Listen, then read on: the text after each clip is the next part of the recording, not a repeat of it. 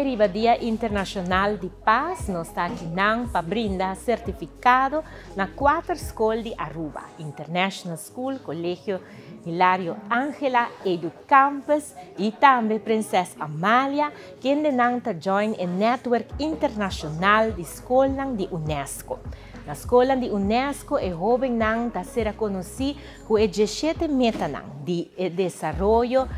sustentável no mundo, para assim não que começar a fazer todo dia para assim não somente Aruba, mas o mundo inteiro, por conhecer desenvolvimento mais sustentável. Nós agradecemos toda a escola aqui para tomar o reto, para assim o jovem aqui por virar cidadão do mundo, que assim está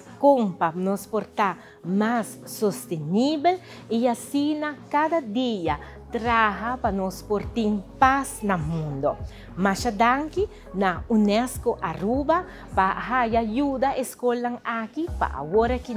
4 escolas aqui na Aruba forma parte do Network Internacional de Escolas de Unesco.